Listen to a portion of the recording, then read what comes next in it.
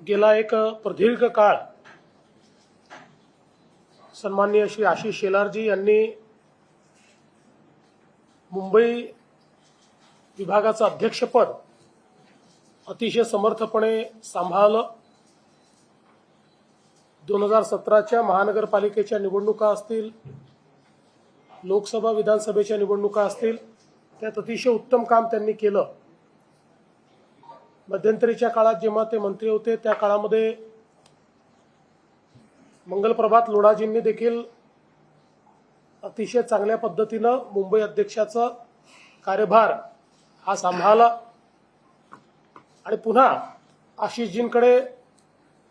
मुंबई अध्यक्षपदाची धुरा आली आणि त्यांच्या नेतृत्वात मुंबईमध्ये भाजपला विधानसभेमध्ये अतिशय चांगलं यश मिळालं आणि भारतीय जनता पक्षाने मुंबईतली नंबर 1 ची पार्टी म्हणून पुन्हा एकदा आपलं वर्चस्व सिद्ध केलं आणि आता नवीन संघटनात्मक रचनांमध्ये आशिषजींकडे आता मंत्रिपदाचा भार आलेला आहे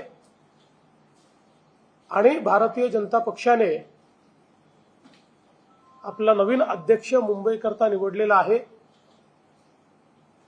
आमचे महाराष्ट्राचे अध्यक्ष रवींद्र चव्हाणजी यांनी कोर कमिटीच्या सर्व सदस्यांशी चर्चा करून आणि वरिष्ठांशी चर्चा करून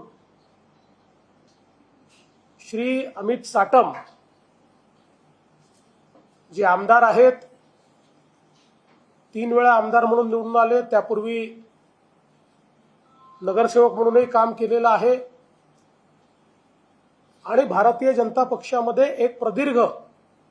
अशा प्रकारचा त्यांचा कार्यकाळ राहिलेला आहे। संघटनात्मक अनेक जबाबदाऱ्या यापूर्वी देखील त्यांनी पार पाडलेल्या आहेत आणि विधानसभेमध्ये एक अभ्यासू आणि आक्रमक अशा प्रकारचा आमदार म्हणून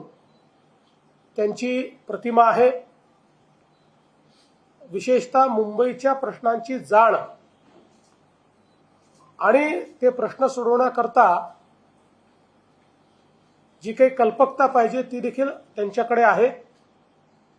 आणि मला विश्वास आहे की आता निश्चितपणे येत्या काळामध्ये त्यांच्या नेतृत्वामध्ये भारतीय जनता पार्टी मुंबईमध्ये आपली घोडदौड ही राखेल आणि पुन्हा एकदा मुंबई महानगरपालिकेमध्ये महायुतीचीच सत्ता येईल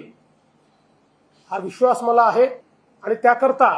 सर्व प्रकारच्या संघटनात्मक जबाबदाऱ्या ते निश्चितपणे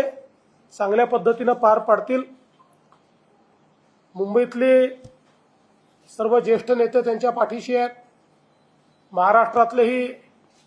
सर्व ज्येष्ठ नेते, अध्यक्ष, पूर्व अध्यक्ष सगळे त्यांच्या पाठीशी खंबीरपणे आहेत। त्यामुळे मला विश्वास आहे की यावेळी त्यांच्या नेतृत्वामध्ये मुंबईत भाजपा एक नवीन रेकॉर्ड तयार करेल आणि त्याकरता श्री अमित साटम यांना मी मनापासून शुभेच्छा देतो आणि एक उज्ज्वल कारकीर्द त्यांची असावी अशा प्रकारची प्रार्थना ईश्वराच्या चरणी करतो।